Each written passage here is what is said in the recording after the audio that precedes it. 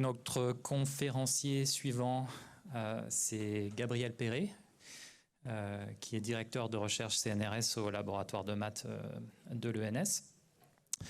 Donc Gabriel est chercheur CNRS sciences informatiques dans un laboratoire de maths.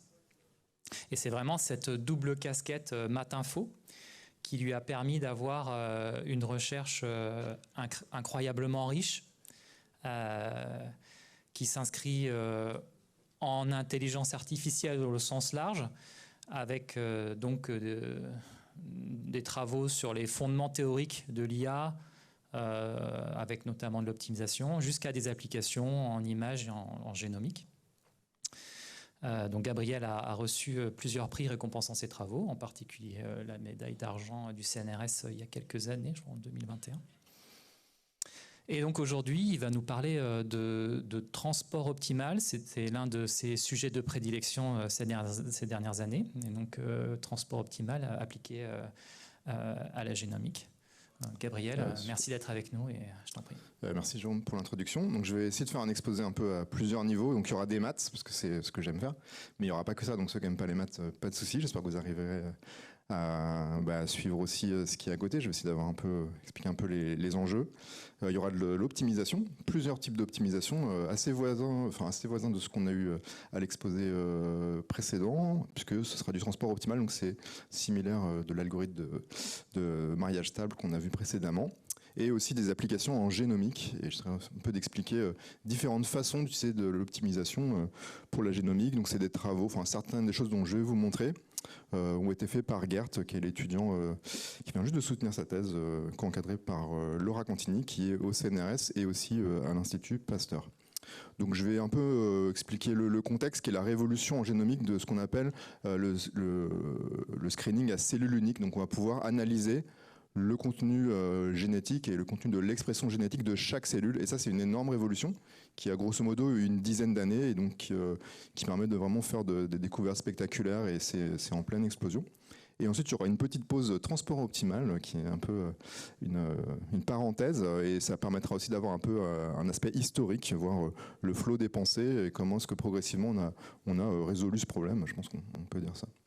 Donc l'idée, c'est de comprendre en fait toute la diversité des cellules dans le corps humain, parce qu'il y a énormément de cellules différentes, de types de cellules, et chaque cellule va également évoluer dans son état. Donc il y a une énorme diversité à la fois de type et d'état. Et puis il y a aussi les maladies. Donc par exemple, le cancer va faire changer l'expression du génome. Et donc il y a aussi cet aspect qu'on veut essayer de comprendre, c'est-à-dire un aspect un peu dynamique, les cellules qui vont évoluer pendant la morphogénèse, donc les premiers jours de la vie, et également pendant la maladie ou le traitement. Et donc le fait de pouvoir comme ça analyser chaque cellule indépendamment, ça permet d'avoir accès à cette diversité et à l'évolution de cette diversité. Donc c'est vraiment ça. Et on peut un peu contraster ce qui a été fait initialement, où on avait accès seulement visuellement aux cellules. Donc on essayait de classifier leurs cellules à travers leur forme. Donc on comprend bien que c'est très pénible, très difficile. Et maintenant, on arrive à screener chaque cellule, à avoir son contenu de l'expression génétique, et on peut aller vers des atlas. Donc l'ambition, c'est d'avoir un atlas complet de toutes les cellules, de tous leurs types, et comment les cellules bougent, comment elles évoluent dans cet atlas. Donc ça, c'est un exemple d'un énorme projet, le Human Cell Atlas, mais il y a énormément d'équipes de recherche qui travaillent sur ces questions-là. Donc, un peu l'idée de la méthode, c'est assez compliqué, je ne suis pas non plus expert en biologie, mais j'essaie un peu de donner les idées principales, c'est qu'on peut maintenant dissocier dans un tissu, quand on fait une biopsie, chaque cellule, et les faire passer indépendamment à travers un petit tube, entre guillemets, et ensuite pouvoir les exploser et avoir accès à ce qu'il y a à l'intérieur de la cellule. Alors qu'est-ce que ça veut dire l'intérieur de la cellule ? La modalité REN, il y en a d'autres, c'est d'avoir accès à l'ARN. Donc vous avez votre contenu génétique, l'ADN qui va être exprimé. Il y a des brins d'ARN qui vont flotter dans la cellule, d'accord ? Et on va comme ça pouvoir mesurer les différents types de brins d'ARN. Et donc à la fin de ce screening, qu'est-ce qu'on va avoir ? C'est une énorme matrice. Donc là, c'est juste un exemple de matrice où donc un tableau. Je vais faire comme ça, parce que je n'ai pas besoin de me retourner. Où chaque colonne, c'est une cellule. Donc là, j'ai mis différentes couleurs pour représenter le fait qu'il y a différents types de cellules, mais ignorez cette couleur pour l'instant. Et pour chaque cellule, donc chaque colonne, vous allez avoir plein de lignes qui sont autant de gènes, autant de types d'ARN. Et chaque point bleu, ça veut dire qu'il y a eu un petit brin qu'on a mesuré.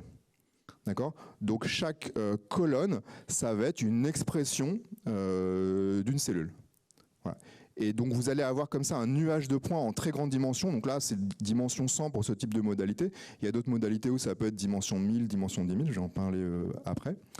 Et donc chaque colonne, c'est un vecteur qui représente un point, une cellule, dans un espace de dimension 100. Et la question, c'est d'analyser ce genre de tableau, comprendre ce qu'il contient. Par exemple, là, il y a différentes couleurs, donc on a déjà fait le travail, on a trouvé les différents types de cellules. On peut également avoir différents tableaux, parce qu'on va pouvoir faire des biopsies à différents temps. Par exemple, pendant la morphogénèse au début de la vie, si on a un cancer, on va traiter, on va faire des biopsies à différents temps pour comprendre l'évolution du cancer et essayer d'analyser du coup l'évolution de ces énormes nuages de points. Et donc le mot évolution, c'est ça que je vais rapprocher un peu des concepts de transport optimal qu'on verra par la suite. Donc ça, c'est une modalité. On va mesurer l'expression de l'ARN, qui va caractériser dans un certain sens la cellule, mais il y a différentes modalités, il y en a beaucoup qui émergent de plus en plus, il y a énormément de recherches en biologie. Là j'en donne 3 qui sont assez connus, assez classiques. Le premier, c'est mesurer quelque part la géométrie de l'ADN dans la cellule. Donc tout est lié, en particulier au tout début, la façon dont l'ADN va être replié sur lui-même dans la cellule va favoriser ou non certains degrés d'expression. Et donc on a des marqueurs qu'on peut mesurer, la chromatine, et en fonction de si cette chromatine est ouverte ou non, ça va également nous donner des scores. Et donc on va avoir différents endroits dans le génome qu'on va mesurer, et ça va nous faire également un vecteur de mesure, et ça c'est des mesures en très très grande dimension, de l'ordre de 10 000. Ensuite, j'en ai déjà parlé ici, c'est l'expression de l'ARN. Donc l'ADN est transcrit en ARN, j'imagine que ça doit vous rappeler des choses peut-être du lycée, où on voyait ce genre de choses.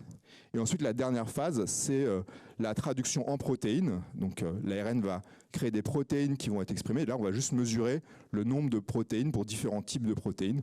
Donc dépendant après des détails techniques, on va avoir un vecteur de dimension 100 ou 500.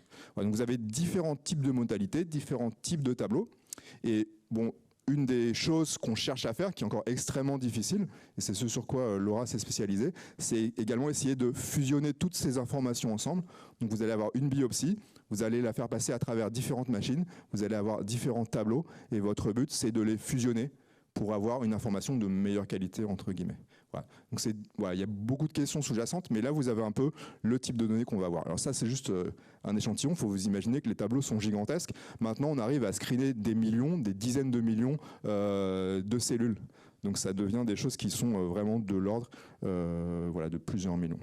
Donc des exemples de découvertes en biologie récentes qui sont permises par ces technologies. Donc là, c'est juste 2 papiers assez récents, 2021-2022. À gauche, vous avez la découverte d'un nouveau type de globules blancs.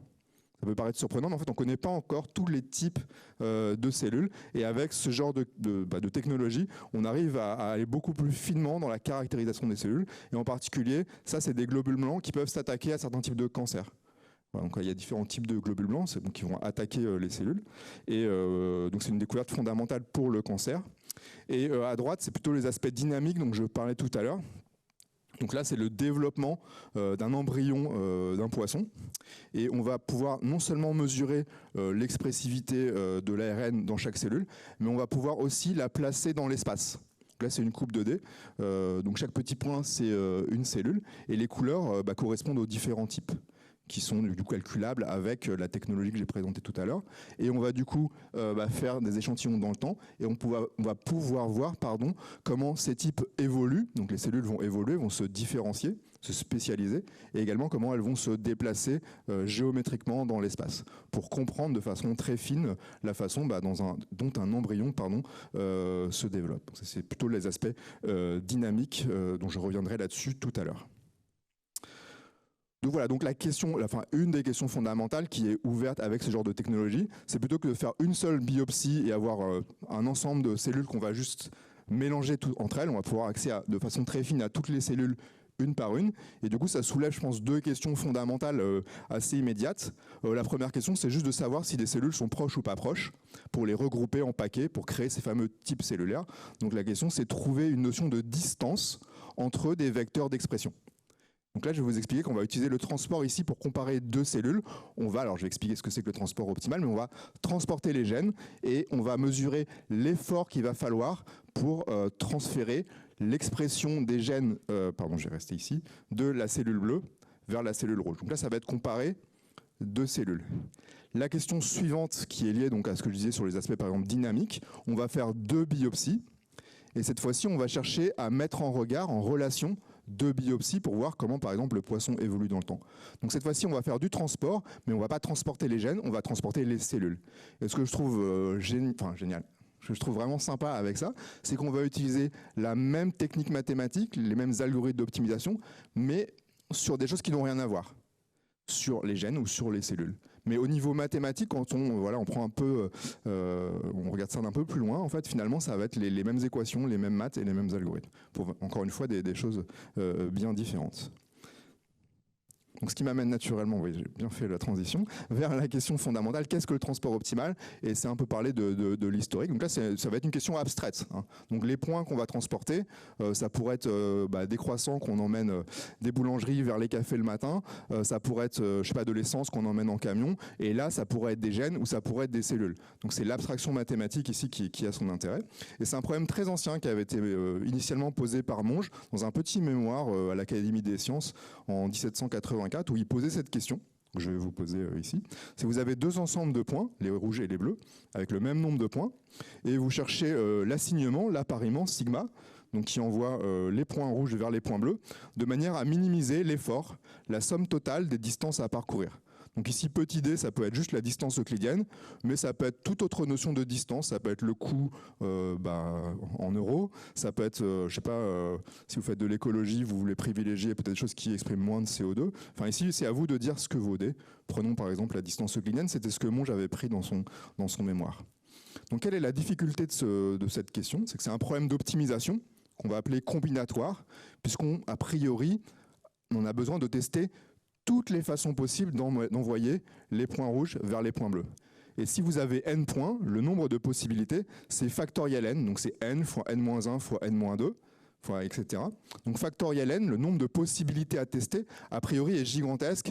Factoriel 70, si vous avez 70 cellules, c'est de l'ordre de 10 puissance 100, donc c'est plus que le nombre d'atomes dans l'univers.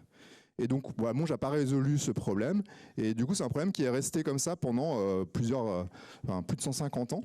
Il y avait même eu en fait un challenge à l'Académie des sciences, je crois que c'était pour le 50e anniversaire. On disait quiconque arrive à résoudre le problème gagne le prix. Et c'était pas clairement exprimé, mais dans l'esprit, c'est résoudre le problème, ça voulait dire trouver un algorithme, trouver une manière de faire le calcul. Et personne n'a réussi à avoir le prix, parce que personne n'a trouvé. La personne qui a gagné le prix, c'est Leonid Kantorowicz. Et il n'a pas seulement gagné le prix, il a eu aussi le prix Nobel d'économie, puisque lui, c'était pas des cellules, c'était l'idée de modéliser l'économie. Donc je vais passer un petit peu vite sur les détails. Ceux qui liront les équations, je pense, comprendront un peu. Ceux qui ne comprennent pas les équations, c'est un peu donner l'état d'esprit. L'idée de Kantorowicz, c'est qu'il a généralisé ça. Non seulement il a considéré des points, mais il a également mis des poids sur les points. Donc les petits AI et les petits BJ, c'est des poids. Et ça, c'est important en économie, puisque vous allez avoir possiblement des poids. Et c'est important pour nous en génétique. Le poids, ça va être le degré d'expression. Est-ce qu'un gène est plus ou moins exprimé? Donc c'est quelque chose qui est important. Souvent, on appelle ça aussi histogramme. Et donc, il a modélisé le problème, de manière fine, de manière intelligente, en se disant, maintenant, on ne va pas juste envoyer le premier point, seulement vers le deuxième point. On va autoriser chaque point à être envoyé possiblement sur plusieurs points. Par exemple, un gène, vous pourriez l'envoyer sur un seul gène, mais aussi peut-être sur deux gènes. Il y a deux intérêts fondamentaux à ça, c'est que ça permet d'envoyer des nombres différents de points. Donc ça peut être le cas si vous n'avez pas le même nombre de gènes que vous avez screenés entre vos cellules. Puis pour des problèmes d'économie, c'est fondamental. Et ça permet aussi de rendre le problème plus souple, plus simple à résoudre. Et donc ça, c'est la définition mathématique. Vous faites ça à travers une matrice P qui vous dit combien vous allez envoyer de fractions du IM point vers le JM point. Et ces équations-là, c'est juste les équations de conservation de la masse. Vous voulez envoyer toute la masse des points rouges vers toute la masse des points bleus. Et ça, c'est ce qu'on appelle des équations linéaires, parce que c'est juste des sommes. Et la question maintenant, c'est de trouver transport minimal, celui qui minimise la somme de toutes les distances. Et là, l'hypothèse fondamentale, très simple et qui est critiquable de Kantorovich, c'est dire que l'économie est linéaire. Si vous envoyez 2 fois plus de croissants ou 2 fois plus de camions, vous paierez 2 fois plus. Donc, ce qui est une approximation malheureusement assez grossière, mais qui simplifie beaucoup la vie, puisque ce que vous allez minimiser, c'est la somme totale des distances pondérée par la masse que vous envoyez. Et ça, c'est également ce qu'on appelle une fonction linéaire. Et donc Kantorovich, en fait, c'est le premier, en tout cas, ou un des premiers, mais je pense peut-être même le premier à vraiment avoir formulé un problème fondamental d'un intérêt pratique économique qu'on pouvait résoudre comme ce qu'on appelle de l'optimisation linéaire. Optimiser une fonctionnelle linéaire sous des contraintes linéaires et également une contrainte de positivité. On veut bien sûr que toutes les masses restent positives. Et Kantorovich donc formule le problème, l'étudie mathématiquement, gagne le prix Nobel, voilà, c'est quand même fort. Mais la personne qui l'a vraiment résolu en pratique, le génie on pourrait dire de l'optimisation, c'est George Dantzig, qui est un des plus grands mathématiciens du siècle dernier, un des plus grands optimiseurs. Alors je parle sous le contrôle des gens de la salle, mais je pense qu'à peu près tout le monde sera d'accord pour dire que Dantzig c'est un des pères fondateurs, si ce n'est le père fondateur de l'optimisation moderne, parce qu'il a trouvé un algorithme qui s'appelle l'algorithme du simplex, qui a permis de résoudre ce problème. Et donc finalement c'est lui, c'est Dantzig, avec l'aide bien sûr de Kantorovich, qui aurait dû gagner le prix à l'Académie des sciences, parce que c'est lui qui a écrit l'algorithme qui peut résoudre en pratique ces problèmes-là. Et donc c'est ça qu'on va utiliser pour les applications en génomique, c'est cet algorithme, l'algorithme du simplex, qui est un algorithme qui marche très bien, qui permet de résoudre efficacement ces problèmes. Alors dans mon équipe, on travaille aussi sur des algorithmes plus efficaces, des algorithmes approchés, il y a beaucoup de recherches pour améliorer ça, mais l'algorithme du simplex, de façon étonnante, marche déjà remarquablement bien. Donc, et par contre, il n'a pas eu le prix Nobel. Donc c'est peut-être ça qui est assez critiquable, c'est que le prix Nobel, clairement, il aurait dû sans doute l'avoir, puisque le fait que je suis là devant vous pour en parler, c'est parce qu'il y a eu George Dantzig qui a fait l'algorithme. Et je précise que c'est pas utilisé que pour la génomique, c'est utilisé partout dans l'industrie. Dès que vous avez de la production et de la consommation, vous avez des machines que vous devez associer à des travailleurs, vous devez résoudre ça. Et l'algorithme de Parcoursup est aussi assez voisin de ce genre de questions. Donc c'est vraiment des choses très très naturelles. Donc le premier étage de la fusée, entre guillemets, c'était la question que j'avais introduite rapidement tout à l'heure. C'était la question de comparer 2 profils d'expression d'une cellule unique. Donc c'est ces 2 profils que l'on voit ici. Donc ça, c'est ce qu'on avait si on mélangeait toutes les cellules entre elles. Donc on aurait des histogrammes un peu flous. Donc dans ces cas-là, il n'y a pas vraiment besoin de technologie intelligente. Ici, le but, c'est de comparer des profils cellulaires où il y a relativement peu de gènes qui sont activés. Donc il y a besoin d'une méthode de comparaison fine. On ne peut pas juste comparer les gènes 2 à 2. Ici, on aurait pu faire, donc là, ce qui est noté, la norme L1, pour ceux qui savent, ils savent ce que c'est que la norme L1, mais ça veut juste dire sommer les différences d'expression point à point. Ici, on va essayer d'apparier les gènes, par exemple se dire, est-ce que ce gène-là, on va l'apparier à lui ou à lui, etc., etc. Et du coup, ce qu'on va faire, c'est qu'on va tout simplement reprendre le problème de Kantorovich et on va demander à envoyer les gènes de la cellule A, ici, vers les gènes de la cellule B. Et on va chercher l'appariement, le couplage entre les 2 cellules qui minimise la somme totale des distances à parcourir. Et là, vous allez me dire, oui, mais d'accord, mais quelle distance utiliser ? Est-ce que les gènes, c'est des points ? Est-ce que c'est des croissants ? Est-ce que c'est des cafés ? Enfin, c'est pas évident. Donc il y a toute une recherche fondamentale, difficile, je ne vais pas aborder toutes les questions, pour trouver des bonnes distances entre les gènes. Donc il y a beaucoup de papiers, c'est pas le but aujourd'hui d'en trouver. Ça peut être des méthodes un peu bio-inspirées, qui utilisent des réseaux de régulation qui sont connus, qui expriment un peu comment les gènes se parlent entre eux. Certains gènes sont plus proches que d'autres. En tant que tel, c'est pas si simple que ça, c'est un problème de recherche apparentielle, ou alors des méthodes plus basées sur les données. On analyse des données, on essaie de trouver des coûts un peu naturels. Nous, c'est ce qu'on a fait dans nos méthodes parce que c'était relativement simple. Mais c'est vraiment, voilà, en tant que tel, c'est une question importante. Une fois que vous avez ce coût, là, on utilise l'algorithme du simplex dont je vous ai parlé tout à l'heure, qui nous permet de mesurer les relations, la distance entre des cellules. Des cellules proches sont sans doute appartiennent au même type, des cellules très éloignées, au contraire, vont être sur des types cellulaires assez différents. Donc nous, on a utilisé ça dans plusieurs travaux, en particulier Geertz qui avait fait ça dans sa thèse. Une des questions fondamentales, c'est de fusionner différents jeux de données. Donc vous avez des cellules dont vous allez mesurer l'accessibilité de la chromatine, donc c'est les données attaques. Vous allez mesurer l'expression de l'ARN, c'est les données ARN sec. Et du coup, vous avez 2 tableaux avec le même nombre de colonnes, vous avez le même nombre de cellules. Par contre, pas du tout les mêmes dimensionnalités, puisque c'est pas le même type d'enregistrement. Et on veut essayer de les fusionner, données. Donc il y a des techniques classiques. Ceux qui font du machine learning connaissent très bien, par exemple, l'analyse en composantes principales, qui consiste à réduire la dimension, à calculer ce qu'on appelle une factorisation des données entre deux matrices. Donc c'est ce qu'on fait ici. On va Pardon. Je suis en train de faire bugger le système, désolé. On va chercher à factoriser notre matrice de données comme le produit d'un dictionnaire qui va un peu résumer les composantes importantes dans les données, et une matrice de poids. Donc ça, c'est très classique si on a une seule donnée. Ça permet de réduire la dimension. Ici, ce qu'on va faire, c'est qu'on va calculer une factorisation conjointe. Voilà. On va chercher à ce que les deux données s'expriment comme le produit de deux dictionnaires, un dictionnaire qui est propre à la chromatine, un qui est propre au RNA, et ici des poids qui, eux, vont être communs à tout le monde, puisque le but, c'est de fusionner les deux ensembles de données dans le même espace. Donc, c'est des techniques assez standards. La chose qu'on a introduite ici, c'est que la façon dont on va mesurer l'erreur commise par cette réduction de dimension, c'est avec le fameux transport optimal. Donc ici, on a utilisé le transport optimal comme une technique pour raffiner, améliorer les performances. Donc on a bien sûr étudié ça en détail. Quand on fait un papier en biologie, il faut montrer patte blanche, il faut montrer qu'on fait mieux que les méthodes plus classiques, ce que Gart a fait avec brio. Il a beaucoup travaillé sur beaucoup de jeux de données, des jeux de données de très grande taille. On peut aussi utiliser ça en biologie, bien sûr, pour après essayer de faire des découvertes en biologie. Ce qui est, voilà, maintenant on a mis le package. Alors aussi un point important, hein, c'est le code est disponible en ligne, ça s'appelle la méthode Moogly. Donc on peut juste faire pip install Moogly en Python et on peut directement appliquer ça pour essayer de trouver des nouveaux clusters, des nouveaux groupes de cellules qui sont du coup mieux définis grâce à l'utilisation de ces deux domaines conjointement.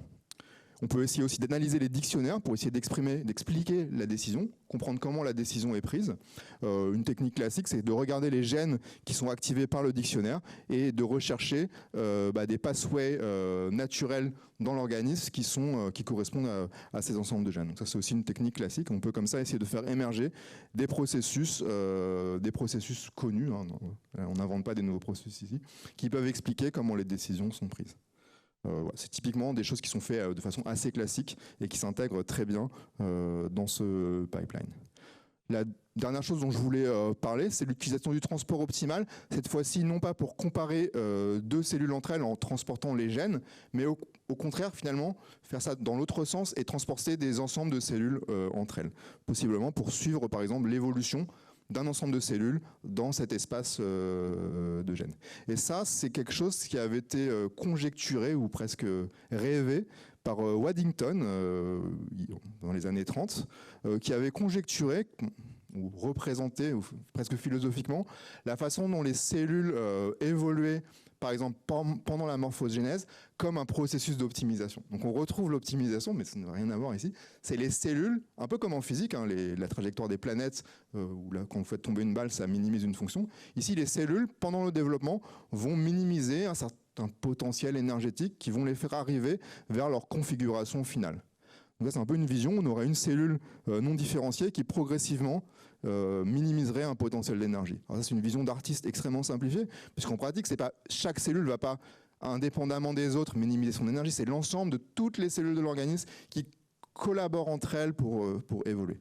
Donc c'est quelque chose de très compliqué et c'est quelque chose qui n'avait pas été vraiment rendu de façon précise, puisqu'à l'époque, on n'avait aucun moyen de regarder comment les cellules évoluent. Et donc le fait de pouvoir avoir accès à la cellule unique, d'avoir accès à des populations, ça donne cette opportunité de voir les cellules évoluer dans le temps, voilà, dans un certain domaine qui est le domaine des gènes. Donc ça permet un peu de rendre concret, de rendre possible, on va dire, le rêve de Waddington. Donc on en est encore très loin de comprendre ce potentiel, même qu'est-ce que ça voudrait dire que ce potentiel, c'est très compliqué, mais ça ouvre des perspectives d'interpréter les processus biologiques comme des processus d'optimisation sur l'ensemble des cellules. C'est presque un programme pour les 100 ans à venir. Hein.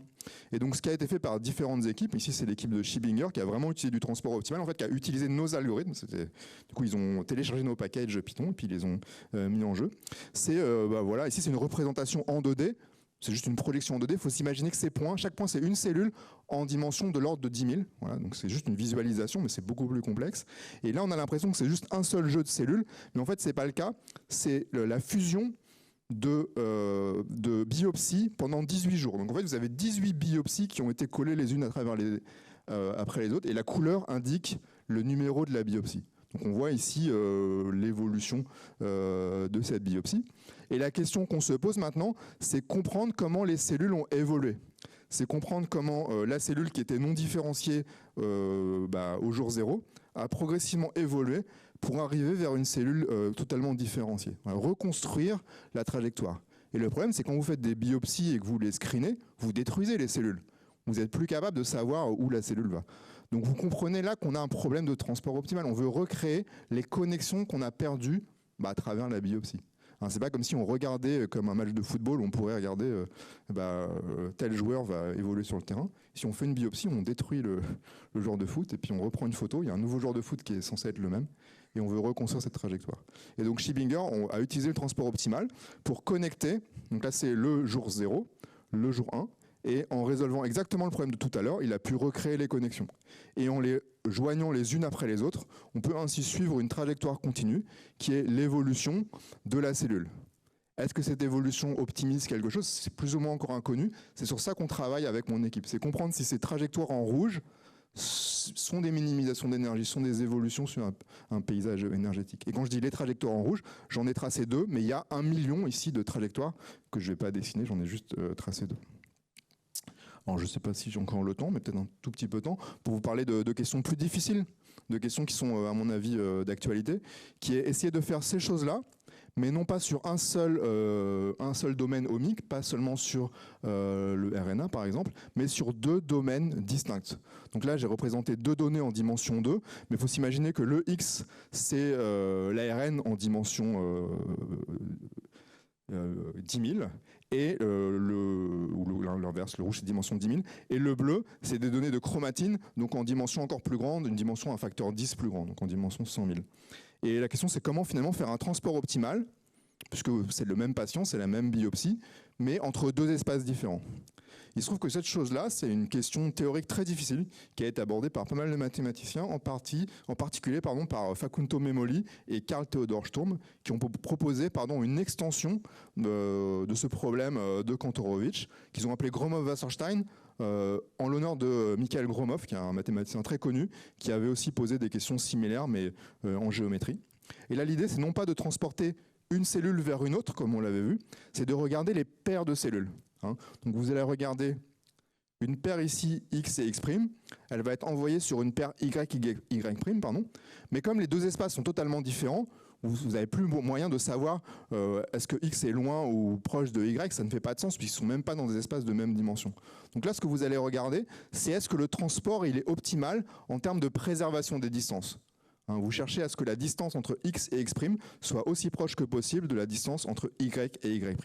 Et une façon de l'encoder, je ne vais pas rentrer dans les détails, c'est à travers un nouveau problème d'optimisation, mais où cette fois-ci, au lieu de sommer sur les connexions entre I et J, vous allez sommer sur les paires de connexions. Donc vous avez à la fois I qui va être connecté à J et I' qui va être connecté à J'.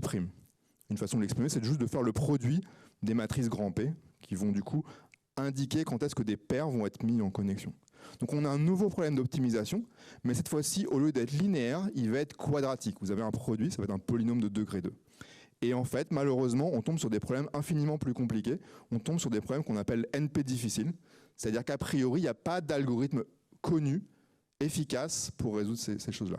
Donc il y a énormément de recherches pour essayer de trouver des algorithmes approchés qui peut-être ne sont pas optimaux mais marchent bien en pratique. Et c'est le genre de choses qu'on fait dans mon équipe. Ouais, bon, après, on peut montrer des théorèmes mathématiques, mais l'intérêt ici, c'est vraiment de le résoudre en pratique. Donc, un exemple d'application. Donc là, on a fait des codes et il y a des équipes de biologistes, en particulier l'équipe de Pinar Demechi, qui était à Berkeley, je pense, quand elle a fait sa thèse, qui ont développé un code qui s'appelle SCOT, qui permet de résoudre ce problème en utilisant nos packages Python, entre des paires d'espaces, par exemple, entre RNA et ATAC, ce que je disais tout à l'heure, pour les fusionner ensemble. Et donc, on va pouvoir ainsi bénéficier de plus d'informations, puisqu'on va pouvoir à la fois avoir l'information de l'ARN et l'information géométrique de la chromatine qui vont être mis ensemble dans le même espace. Après, on peut faire bien d'autres choses, mais ça, c'est la chose de base, c'est fusionner 2 biopsies dans 2 espaces différents. Et donc, ça permet d'envisager des traitements plus précis contre le cancer en comprenant mieux l'interaction entre, je l'ai dit, ces 2 types de modalités. Donc la conclusion, pour essayer un peu de donner des perspectives, les choses qui sont, à mon avis, difficiles et intéressantes, je l'ai déjà dit, mais je le redis, c'est d'essayer de comprendre si ces trajectoires qu'on va calculer par transport optimal, je reprends ici le dessin de Schminger, mais on peut l'appliquer sur beaucoup de modalités, provient bien d'un problème d'optimisation. Et donc il faut un peu essayer de définir mathématiquement ce que ça veut dire que des cellules optimisent une énergie.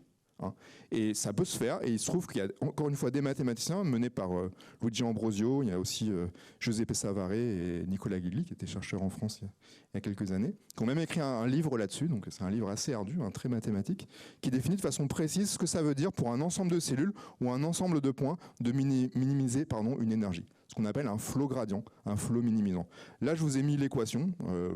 Je ne vais pas la détailler, sauf s'il y a des questions après, je me ferai un plaisir de rentrer dans les détails. Mais ça permet de définir de façon précise ce que ça veut dire que des cellules, donc c'est alpha T, c'est l'ensemble des cellules à l'instant T, va progressivement minimiser une certaine énergie petit f. Et donc ça a déjà été fait, mathématiquement c'est bien compris. La question c'est est-ce qu'on peut plaquer cette analyse sur des données à cellules uniques, qui en plus peuvent être sur différentes modalités. Vous avez des cellules qui sont vues à travers différentes modalités. On se pose la question, est-ce qu'elles sont en train de minimiser une énergie? La difficulté, c'est que l'énergie, on ne la connaît pas. Donc il faut trouver l'énergie F, c'est ce qu'on appelle un problème inverse, souvent en imagerie. Trouver l'énergie F, est-ce que c'est vrai déjà? Et si c'est vrai, trouver l'énergie F que les cellules vont essayer de minimiser. Donc énormément de problèmes, de difficultés. Quelles sont les classes de fonctionnels F que l'on veut prendre? Est-ce qu'on veut prendre celle de la physique, des énergies d'interaction, des entropies, il y a énormément de fonctionnels à laquelle on peut penser, et tout ça, ça peut se faire du coup avec des technologies modernes. Je pense qu'on n'a pas encore beaucoup parlé, mais on sera question cet après-midi avec l'exposé de Jérôme, des réseaux de neurones. Donc on peut utiliser des réseaux de neurones pour trouver les fonctionnels F. Donc du coup, ça fait un pont aussi avec l'apprentissage et l'IA, qui est, je pense, quelque chose de très important, mais je laisserai Jérôme, je pense, nous en parler un peu plus. Et je vais m'arrêter là, il me reste 1 minute, donc je suis même en avance, et vous remercier.